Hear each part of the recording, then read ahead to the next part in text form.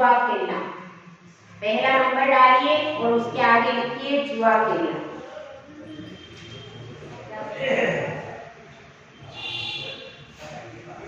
दूसरा लिखिए चोरी करना।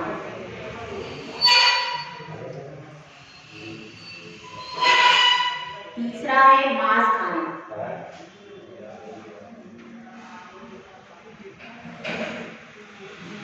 चौथा है मद्य सेवन।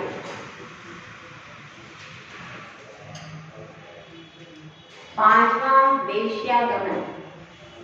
चौथा मद्य सेवन। मद्य सेवन, शराब पीना भी लिख सकते हैं, मद्य सेवन भी लिख सकते हैं, दोनों से लिखा।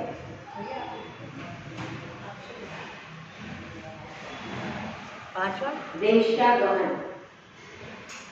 छठा शिकार।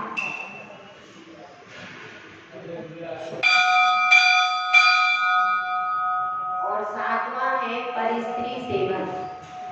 ठीक है, इसलिए सबने जुआ खेलना, चोरी करना, मांस खाना, मद्य सेवन, वेश्यागमन, शिकार और परिस्त्री सेवन, ये 7 व्यसन है। तो इनका हमको सबसे पहले तो मूल जो लिखे हुए तो कृत की अपेक्षा और शिकार और परिस्त्री सेवन, शिकार और परिस्त्री सेवन, ये जितने भी बताए हैं इनको कैसे पालन करना है। तो कृत के रूप में तो पालन करना ही नहीं, ठीक है ना।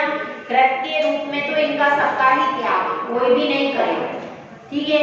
उसमें तो अपना दृढ़ नियम होना ही चाहिए। कारित में कैसे हो सकता है, आपके घर में आपका बेटा है, वो कहीं पे जा रहा है, ताश खेल रहा है या जुआ खेलने को जा रहा है, आप कह देंगे जाओ, वह हो गया कार्य। समझ में आई बात। शेयर बाजार आदि में जहां पर सट्टेबाजी होती है ना, तो जो सट्टे वाला काम है उसको नहीं करना चाहिए जहां तक है, क्योंकि सट्टे में एक बार मुनाफा होता है, एक बार ऊपर भी पूरा चढ़ जाते हैं, फिर बाद में नीचे भी पूरा गिर जाता है। और इसीलिए एक व्यक्ति को आगे बढ़ने के लिए क्या करना चाहिए, सबसे अच्छा है अपनी मेहनत करो, अपना व्यापार करो या अपना कुछ बिजनेस करो, फैक्ट्री करो, वो सबसे सही हो। तो कृत के रूप में तो सबका सब त्याग रहेगा, सत्य व्यसन का। कार्य में कैसा है, अगर कोई बाई चांस जुआ खेलने जा रहा है, कोई कार्य करने जा रहा है, इस तरीके की कोई गलत प्रवृत्ति करने जा रहा है और आपसे पूछता है, तो आप अनुमोदना भी नहीं करना। अपने को क्या करना है, अपने को उसकी अनुमोदना भी नहीं करना है। समझ में आ गई बात। कोई जा रहा है, यदि कोई चोरी करने जा रहा है, गलत काम करने जा रहा है, तो हमको उसको न तो कारित करना है न अनुमोदना करना। व्यर्थ में पाप क्यों करना, हमको तो करना ही नहीं। और कोई अगर जा रहा है करने, ऐसे लोगों की संगति भी नहीं करना, ये भी ध्यान रखना। अगर कोई इस प्रकार से संदिग्ध व्यक्ति है तो उसके पास में अपने को उठना बैठना आना जाना, क्योंकि कभी भी आप कहीं भी फंस सकते हो। और उसमें अपनी बदनामी एक बार हो गई ना, एक बार आप किसी गलत व्यक्ति के साथ में बैठ गए तो आपकी इमेज खराब हो जाती है। इसलिए सबसे पहले ध्यान रखना, अपनी जिससे संगति हो वो व्यवस्थित व्यक्ति हो। जो सत्य व्यसनी है, हम खुद तो नहीं करते, लेकिन अगर हम शराब की दुकान पे जाके दूध भी पिएंगे तो क्या होगा। इसलिए अपने को ध्यान रखना है कि अपने को ऐसे व्यक्तियों की संगति भी दूर से ही छोड़, भले अपने एक मित्र, पर एक मित्र कैसा हो, अच्छी संगति वाला हो, पूजा करता हो, दान देता हो, ऐसे लोगों को अपना मित्र बनाना। तो कृत कार्य और अनुमोदना से इसमें कुछ नहीं करना। अब आप फिल्म आदि देखते हो तो उसमें आपको दोष लगता है, ये ध्यान रखना। पिक्चर आदि देख रहे, उसमें जब इस तरीके के सीन आए तो उसमें आप ताली नहीं बजाना, आप उसमें ताली नहीं बजाना। जहाँ अच्छा कोई नृत्य हो रहा है उसमें तो सब इसी प्रकार की गलत स्त्रियों के ही नृत्य होते हैं, पिक्चरों में तो यही होती है चीजें। चोरी करना भी उसमें सिखाते, अरे इसने देखो कितने अच्छे से चोरी हाँ, उसमें ताली बजा रहे हैं, उसको बहुत ध्यान से देख रहे हैं और किसी इसने चुराया क्या किया, हाँ, तो वो सब देख रहे हैं। ऐसी चोरी डकैती की पिक्चर्स नहीं देखना। इसमें अतिचार, सप्त व्यसन के अतिचार है ये सब। क्या अतिचार है पहले ये अपने को समझना है। पिक्चर देखना, कैसी पिक्चर, जो में नगर वधू की वर्णन आते हैं, उनके श्रृंगार का वर्णन, उनके नृत्य के बहुत सी पिक्चर्स हैं। इसमें नगर वधू के तरह तरह के नृत्य दिखाए जाते हैं, वो शराब पी रही है, वो सब करे, तो वो दिखाते ही नहीं। वो पिक्चर्स जिनमें इस तरह की नगर वधुओं के नृत्य दिखाए जाते हैं, चोरी की पिक्चर्स दिखाई जाती हैं, उन पिक्चर्स को नहीं देखना। जिसमें शिकार खेलने की पूरी पिक्चर है, उसमें शिकार खेलने दिखाया जा रहा है पूरी पिक्चर, झूठ बोलना ही, झूठ नहीं, इसमें मांस खाना, मांस ही उसमें पूरा उसी के ऊपर पिक्चर है। ऐसे लोगों के ऊपर पिक्चर है कि वो पूरे समय यही काम कर रहे हैं। तो ऐसी फिल्म जो है जिसमें शराब पीना दिखाया जा रहा है, मांस खाना दिखाया जा रहा है, ये सप्त व्यसन के जो भी सीन दिखाए जा रहे हैं, अगर आप कहीं फंस भी जाते हो तो उन पिक्चर्स के जो सीन है उसमें मौन होकर के आंख बंद करके बैठो। व्यर्थ में पाप क्यों कमाए। आप पिक्चर्स के माध्यम से, सीरियल है, सीरियल में दिखाया जा रहा है एक पत्नी है और उसके 2 पति हैं, 4 पति हैं, ये सब देख रहे हो कि नहीं देख रहे हो। उसमें जो स्त्री काम कर रही है उसका ऐसे ही दिखाते हैं, उसके कितने पति हैं, कहाँ जा रही है, सब चीजें। तो ऐसे आप पारिवारिक सीरियल देखिए जिसमें स्त्री शीलवान हो, परिवार के अच्छे सीरियल है, लेकिन ऐसे हाँ जिनमें कुछ सत्य की, शील की, संयम की शिक्षा मिले। धार्मिक पिक्चर्स है, धार्मिक पिक्चर यदि आप देखते हो दोष नहीं है, कोई महाराज का उपदेश सुन रहे हो मोबाइल में, कोई दोष नहीं, लेकिन जिनमें ये सब गलत चीजें दिखाई जा रही हैं, नगर वधू के ऊपर ही कई फिल्में बनी है, पूरी उसी के जीवन को दिखाते हैं, बनी है बहुत सारी फिल्में से, पुरानी भी है, अभी भी नई भी बनी है। तो वो फिल्में तो कम से कम आपका सप्त व्यसन का त्याग है। ऐसी पिक्चर जो चोरी के ऊपर बनी हो, डकैती के ऊपर बनी हो, शिकार के ऊपर बनी हो, नगर वधू के ऊपर बनी हो, ऐसी जिनमें शील का मतलब विनाश किया जाता है, ऐसी फिल्मों को सप्त व्यसन के त्याग वाले व्यक्ति को नहीं देखना चाहिए। धार्मिक पिक्चर देख सकता है जिसमें घर परिवार में कैसे रहना है, पति के प्रति समर्पित कैसे रहना है, ऐसी फिल्मों को वो देख सकता है, उसमें दोष नहीं। ये आपको देखना पड़ेगा कि आपको कौन सी पिक्चर देखना है, कौन सी नहीं देखना है, चुनाव किसको करना है, आपको करना है, नियम आपका है। क्योंकि अपन व्यर्थ में पिक्चर में देखो पैसे भी बर्बाद करें। एक टॉकीज का कितना होता है, 150 रुपए, बॉक्स में कितना होता है, 5000 का होता है मेरे ख्याल से, 400 रुपए की एक 400 से 1000 रुपए भी स्वाहा करो, फिर सप्त व्यसन का पाप भी सिर पे लेकर के प्यार रखना। बहुत अच्छी पिक्चर है, क्या फायदा उससे। अरे चलो भोजन पानी की कोई बात हो, चलो पेट भरता है, उससे क्या भरता है, दिमाग, सिर भी दुखता है, आंख भी दुखती है, और सप्त व्यसन का पाप और सिर पे लेकर के घर में आप, तो इसलिए इस चीज को आप त्याग कर सकते हो कि नहीं, आराम से कर सकते हो, इसमें कोई त्याग करने में बड़ी बात नहीं है। तो व्यर्थ की चीजों को करने से अपने को कुछ मिलने वाला नहीं, और ऐसे लोगों की संगति नहीं करना, और अगर कोई जा रहा हो ऐसे कार्य करने को तो उसको कृत कार्य करना नहीं। ये सब 3 चीजें समझ में आ गई। ये आपका सप्त व्यसन का त्याग का चैप्टर हो गया। अब देखिए अष्टमूलियों का चैप्टर है, इस पेज को छोड़ दीजिए, इसके पीछे एक पेज खाली छोड़िए। कभी आपको अतिचार आदि लग गए, आपने कहीं फिल्म देख ली, कुछ किया, तो इसके पीछे के पन्ने पर आपको अतिचार लिखने हैं। सप्त व्यसन में आपको अतिचार लग जाए, दोष लग जाए, तो इसके पीछे आप उनको अपना डेट वाइज, डे वाइज और कब क्या दोष लगा था उसको थोड़ा सा हिंट करके लिख दें। फिर जब महाराज माता जी आए तो उनसे प्रायश्चित। समझ में आई बात। इसके पीछे पन्ना एक छोड़ दो, एक यहाँ सप्त व्यसन का इसके पीछे का पन्ना ये छोड़ दो।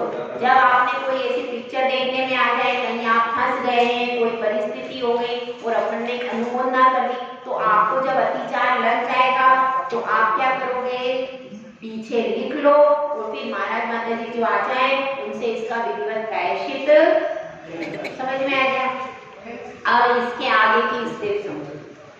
जो सप्त व्यसन के त्याग में परफेक्ट हो चुका है, जो अब कोई भी दोष नहीं लगाता है मन वचन काय कृत कारिक अनुमोदना से, वह श्रावक अब आगे बढ़ता है। समझ में आया? एक एक स्टेप बाय स्टेप चलेंगे। जो निरतिचार पालन करना सीख जाता है, जब व्यक्ति निरतिचार सप्त व्यसन का पालन करना, सप्त व्यसन का त्याग कर लेता है मन वचन काय कृत कारिक अनुमोदना से, अब उसके सप्त व्यसन में एक भी दोष नहीं लग रहा। जब नहीं लग रहा, कई समय तक उसने अच्छे से पालन करना सीख गए। ठीक है, जैसे कोई व्यक्ति पहली क्लास की सारी इक्वेशंस, सारी इंग्लिश हिंदी अच्छे से जान जाता है तो उसको दूसरी क्लास में प्रवेश कर दे। जो पहली क्लास की परीक्षा में पास नहीं है उसको दूसरी में आते क्या? तो इसी तरह से ये अपनी पहली कक्षा या नर्सरी चल रही है, नर्सरी में बच्चा पास हो जाएगा फिर कहाँ जाएगा? फिर पहली में जाएगा। अब ये पहली क्लास आप क्लास आपके अपन में ये हिंदी वाली अपन केजी वेजी नहीं करते, वो तो पाश्चात्य से आ गया। पहले कच्ची पहली पक्की पहली होती है। नर्सरी में तो थोड़े पास है हम। नर्सरी में तो पास है। पास है, माता जी बोल रहा है कि पास है हम। चलो अब अगला चैप्टर, अगला पेज लिखो, अष्टमूल गुण। अगला पेज, ये पेज छोड़ दिया, अगले पेज पे लिखो, इसमें हेडिंग डालो अष्टमूल गुण।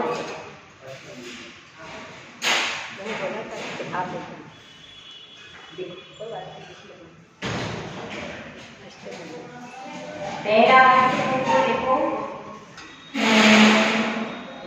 मध्य मास मधु। मध्य मास मधु 5 उदंबर फल का त्याग। साथ में पूरा लिखना होगा। ऐसा लिखना है, मध्य मास मधु 5 उदुम्बर फल का त्याग। हाँ, ये कहाँ पर आया है? पुरुषार्थ सिद्धि उपाय। ये कहाँ पर आया? पुरुषार्थ सिद्धि उपाय, आचार्य अमृतचंद स्वामी।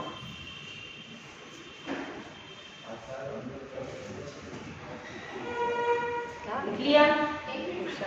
पुरुषार्थ सिद्धि उपाय, आचार्य अमृतचंद स्वामी ने लिखा है इसको अष्टमूल गुण। ठीक है,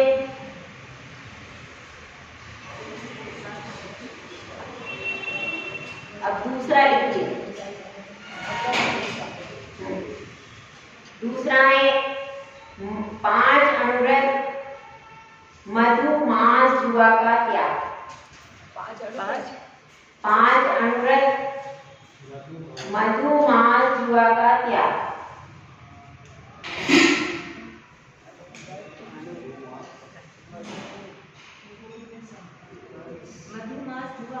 जुआ का त्याग कितने हो गए? 7 हो गए ना, 8 हो गए। 5 अनुव्रत मधु मांस में जुआ, ये आचार्य जिनसेन स्वामी।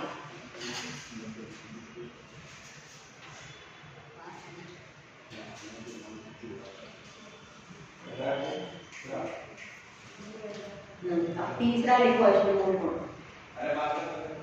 7 व्यसन, 7 व्यसन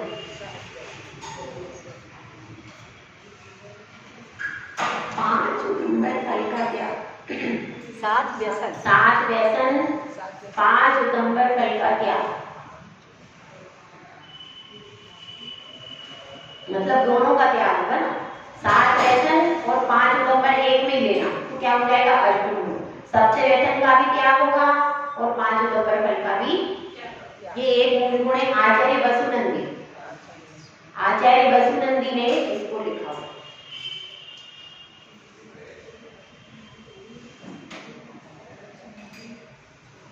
इसके बाद 4 नंबर का, 4 नंबर का अष्टमूल गुण है मध्य मास मधु। हो गया ना? 4 नंबर, 3 नंबर लिखवाया ना मैंने, 4 नंबर लिखो। मध्य मास मधु 5 अनुव्रत पालन।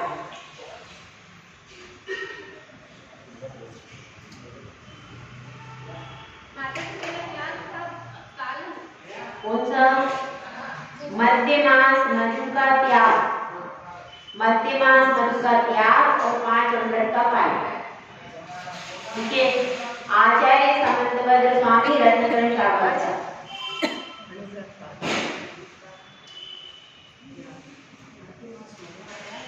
और 5 अनुव्रत, 5 अनुव्रत, 5 अनुव्रत पालन आचार्य रात्रिकाल साधन। हो गया? लिख लिया? हो गए सबके? अब लिखो 5 नंबर। ये अष्टमूल गुण कहीं चल रहा है, चेक करो। 5 नंबर का अष्टमूल मध्यमास मधु का मधु, मध्यमास मधु, रात्रि भोजन, 5 नंबर फल का त्याग, मतलब सबका त्याग होगा। मध्यमास मधु का भी त्याग है, रात्रि भोजन का भी त्याग है, 5 नंबर फल का भी।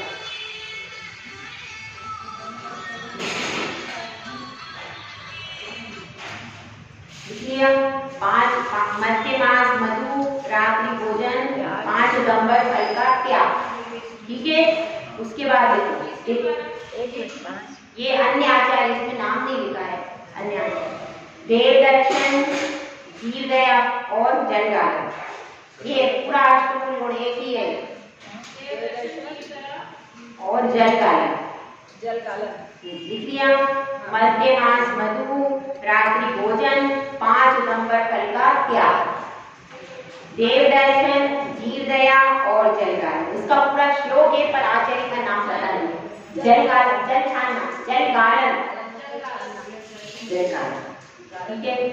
तो इसको कैसे करते हैं? मध्यमास मधु, ये 3 हो गए। रात्रि भोजन क्या हो गया? 4। 5 नंबर फल का हो गया 5। देव दर्शन, जीव दया, देव दर्शन और जल गालन, इस तरह से पूरे 8 नंबर हो जाते। ये हो गया? समझ में आया? ये इतने प्रकार से 5 प्रकार से अष्टमूल गुण अभी उपलब्ध है अपने आचार्य। ठीक है। और भी होंगे पर ये मुख्य मुख्य बता दी। तो इनमें इन सबको लिखा है अपन ने, इनका अपने को पालन करना है। समझ में आ गई बात? इन सब का पालन अपने को करना है। और ये सब इसलिए लिखा दिए, ये सब पालन करो। पहला वाला जो है वो सबसे छोटा, सबसे पहले पालन कौन सा करना प्रयास करेंगे? फर्स्ट नंबर मध्यमास मधु का त्याग, 5 नंबर फल का त्याग, इसको पालन करो पहले। जब इसमें जो परफेक्ट हो जाए फिर वो दूसरे पे आ जाए। 5 अनुव्रत, मधु मांस जुआ का त्याग, इतना पालन करो। ठीक है। और फिर तीसरे नंबर पर करो। वैसे तो सप्तव्यसन का इसमें आता है, वैसे भी कर सकते हैं। मतलब इसमें सप्तव्यसन में परफेक्शन है, फिर 5 नंबर फल का त्याग। इस तरह से इसको भी क्रम से अपन बढ़ा करके करें। और लास्ट वाले में बहुत सारी चीजें 5 नंबर। तो जो 5 नंबर का पालन कर लेगा वो फिर आगे के लिए पूरी तैयारी उसकी हो गई। ठीक है। तो इस तरह से ये क्या पता लिखा है आपको? ये अष्टमूल गुण है, इनका भी अपने को क्रम से जितना हो सके उतना पालन करना है। और उसके लिए फिर कम से कम 2 पेज छोड़ दीजिए। ये किताब आपके जीवन भर के लिए बनाई जा रही है। जीवन भर आपके अष्टमूल गुण में आपको दोष लगता है, जब आप पानी नहीं छान पाए तो उसमें लिखो अपनी डायरी में, मैं यहाँ पर मेरे से कमी हुई। फिर उसको कोई महाराज माता जी आए तो आप बोलो कि हमसे ये गलती हुई है, हमें इसका प्रायश्चित। तो आपकी कुछ ना कुछ नियम की शुद्धि तो हो। अपन तो करते हैं और फिर भूल जाते हैं और फिर वो सब खत्म होता है कि नहीं? तो अपन जब पानी छान के अनछना पानी उपयोग में ले लिया, अपन ने कुछ गलती की, तो अपन लिखते रहेंगे तो अपने को याद होगा कि भाई हमारी हिसाब किताब, हम कितनी गलती कर रहे हैं, हमारे अत्याचार कहाँ लग रहे हैं, कब लग रहे हैं, कैसे लग रहे हैं। तो वो अपन सब यहाँ पर लिखो, डेट वाइज, टाइम वाइज। और उसमें पूरा नहीं लिखना है, बहुत ज्यादा डिटेल नहीं लिखना, सिर्फ आप उसमें हिंट लिख, 2-4 शब्दों में कुछ भी अपना लिख दिया, हिंट लिख दिया, थोड़ा सा संकेत कर दिया। उसके बाद जब महाराज माता जी आए तो आप उनसे एकांत में बोल दो। अब अपने को जैसे डेट टाइम या कुछ एक आध शब्द लिख दिया, उससे ही अपने को पूरा याद आ जाता है। तो अपने को क्या हो जाएगा, इससे अपने को समझ में आ जाएगा कि हम कितनी गलतियां करते हैं। और फिर अपनी जो अपने जैसे आज अपन ने 10 गलती करी तो कल को 5 हो सकती है। जब अपने को पता ही नहीं है कि अपन ने कितनी गलती करी तो उसको कम कैसे करें। तो इसलिए ये आपका हिसाब किताब, वो दुकान का हिसाब किताब वो करते हैं। ये आपके जीवन का हिसाब किताब है कि आप कब कहाँ कितनी गलती कर रहे हो। और जब आप प्रायश्चित ले रहे हो तो प्रायश्चित भी उसमें लिखो कि ये प्रायश्चित मिला था, और फिर उसको पूरा कर लिया तो उसको लिखो कि भाई मैंने पूरा कर लिया है। तो आपको क्या, फिर अब प्रायश्चित पूरा कर लिया, फिर भैया इसका मुझे ये प्रायश्चित मिला था, मैंने इसको पूरा कर लिया है, अब मैं आगे ये गलती ना करूं। जब आप अपनी डायरी देखोगे भाई मैंने ये प्रायश्चित कर लिया था, अब मैंने इसको इतनी जाप बताई थी माता जी ने, ये मैंने जाप कर लिए, अब मैं दोबारा ऐसी गलती प्रायश्चित भी ले लेते। अब प्रायश्चित पूरा ही नहीं हुआ कि नहीं हुआ कोई पता ही नहीं रहता। अब अगर जब आप डायरी में लिख लोगे तो आपको अपने जीवन का हिसाब किताब तो रहेगा कि नहीं। तो इसलिए ऐसी डायरी अब इसमें बना करके आप लिखते रहोगे, जीवन भर के लिए रहेगी आप इसमें इंटरव्यू में छोटा सा एक लाइन में लिख दिया तो फिर प्रायश्चित लिख दो, और फिर उसका प्रायश्चित होगा तो आप लिखते रहो, उसको बाद में भी लिख सकते हो। तो इस तरह से ये डायरी इसीलिए मेंटेन की जा रही है कि हमसे जो गलतियां हो हम भविष्य में उसको नहीं करें। ठीक है, अब इसके आगे आ रहा है 5 अनुव्रत। अगले पन्ने पे लिखो, 2 पन्ने इसके छोड़ दो, उसके बाद एक पन्ने पे लिखो 5 अनुव्रत।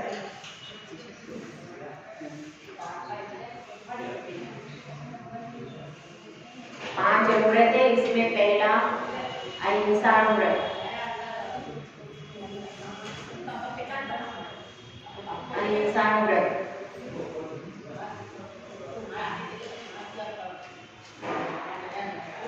अब इसकी परिभाषा लिखो, इसका अर्थ लिखो, जो तीनों योगों से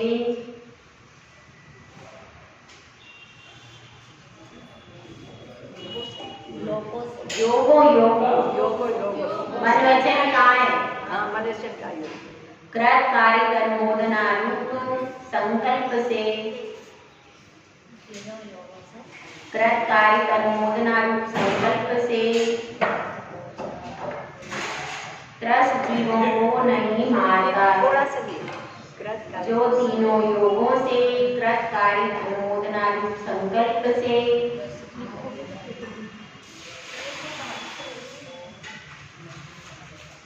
त्रस्त जीवों को नहीं मारता है।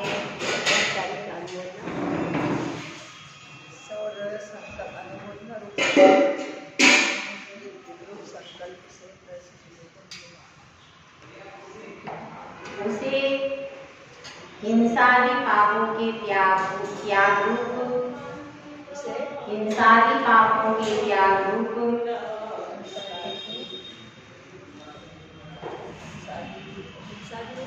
पापों के त्याग रूप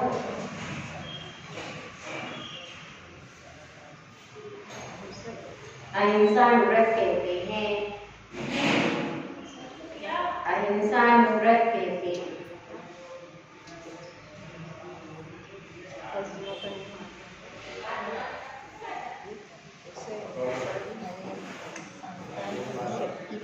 समझ में आ गया क्या होता है?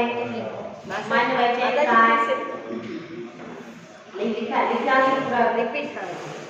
जो तीनों योगों से कृत कार्य कर्मोदनारूप संकल्प से त्रस्त जीवों को नहीं मारता है, उसे हिंसादि पापों के त्याग रूप अहिंसा अनुव्रत कहते हैं। हो गया? अब इसको थोड़ा सा समझ लो, इसमें क्या बताया है? संकल्प पूर्वक किसी भी त्रस्त जीव को नहीं माना। जो जीव हमको चलते फिरते हुए दिख रहे हैं, 2 इंद्रिय से लेकर पंचेंद्रिय तक के जीव हैं, उन जीवों को नहीं मारता। ठीक है, त्रस्त जीवों को नहीं मारता है और उनको मारने का संकल्प भी नहीं करता। जरूरी नहीं है कि हम सबको मारने के लिए चाहते। मन में होता है किसी से लड़ाई होगी, अरे ये मर जाए, हो जाता है कि नहीं? हो जाता है। मन में हमारे हो जाती है भावना कि हम किसी को मारते नहीं है, पर अंदर विचार तो मन में आ जाते हैं। विचार, मन के विचार की बात हो रही है। मारने तो कोई अपने जैन समाज में कोई इतना नहीं जाता, कभी कदान से कोई जाता होगा, लेकिन अंदर मन में किसी से लड़ाई हो जाती है तो इसका बुरा हो जाए, इसका ऐसा हो जाए, ऐसी भावना अंदर बनती है कि नहीं बनती। तो इसलिए जब वो भावना बने तो अपने पास क्या करना है कि अपने को कम से कम संकल्प नहीं करना। अब जब अहिंसा व्रत अपन ले लेते हैं तो सावधान रहे, किसी से लड़ाई हो जाए तो फिर अपन को ऐसे शब्द नहीं बोलना भी नहीं है, तुम मर जाओ, मैं सुसाइड कर लूं, इससे तुम्हें मर जाता तो अच्छा होता, इससे तुम्हें सुसाइड कर लेता तो अच्छा होता। ये सब क्या है? ये सारा अहिंसा व्रत के अत्याचार हो गए आपके, मरने की, मारने की। और कोई मार रहा है किसी चीज को, कोई बात नहीं, मार ले। टीवी में पिक्चर में देखते वो विलेन मार रहा है या हीरो मार रहा है, तो हीरो पिट रहा है, तो हीरो मारता है तो अपन के बहुत अच्छा ऐसा अपन करते हैं। टीवी में पिक्चर में जो विलेन जब हीरो पिटता है तो अपन दुखी होते हैं, जब वो हीरो विलेन को मारता है तो बहुत अच्छा। ये क्या है? ये आपका अहिंसा व्रत का विचार हो गया। टीवी पिक्चर आदि में देखते हैं, उस समय जब मारा मारी हो रही हो तो उस समय अपन या तो चुप रहो या सावधान रहो, अपन अनुमोदना नहीं करना। अगर अपन ने अब उसने मान लो हीरो ने विलेन को जान से मार दिया, आपने ताली बजा दी, क्या हो गया? अनुमोदना हो गई। फालतू में कोई मतलब नहीं, वो तो पिक्चर चल रही थी, झूठी नाटक थी, वो मरा नहीं है विलेन, वो तो जिंदा घूम रहा है। लेकिन आपने अनुमोदना कर दी, ना हीरो मरा, ना विलेन मरा, ना कुछ हुआ, दोनों बाद में हंसते खेलते गले मिलके बाहर घूम रहे हैं। तो आपने पिक्चर में अनुमोदना कर ली तो आपने सिर पे उसका हत्या का पाप चढ़ा लिया सर के ऊपर अनुमोदना से, फालतू में। अगर मरा भी होता और वो सही में भी हुआ होता तो चलो भाई ठीक है, लेकिन वो तो गलत ही था। पूरी पिक्चर क्या है? पूरी गलत ही थी, नकली थी, और उसमें अपन ने क्या कर लिया? ताली बजा दी, अनुमोदना कर दी, और पूरी वो उसकी जो हत्या हुई है उसका पूरा पाप आपके ऊपर। इसलिए सावधानी की जरूरत है। ऐसी फिल्में जब उनमें शूटिंग हो रही हो, मारा मारी हो रही हो, तो आपको उसमें या तो मौन रहना पड़ेगा या कभी भी ताली बजा करके अच्छा हुआ ऐसा बोलना नहीं। जो ऐसी कृतकार्य अनुमोदना भी नहीं देता है तब उसका अहिंसा व्रत पालन होता है। ये यहाँ पर बता, ठीक है। अब इन पांच भावना है अहिंसा व्रत की। दत्वा सूत्र में आइए, वो उसमें लिखवा है कि व्रत को कैसे पालना चाहिए, कौन सी भावना होना चाहिए। वचन मुक्ति, देखो वचन मुक्ति, मन मुक्ति, ईर्ष्या समिति, आदान निक्षेपण समिति, हाँ मन मुक्ति, वचन मुक्ति, मन मुक्ति, वचन मुक्ति, ईर्ष्या समिति,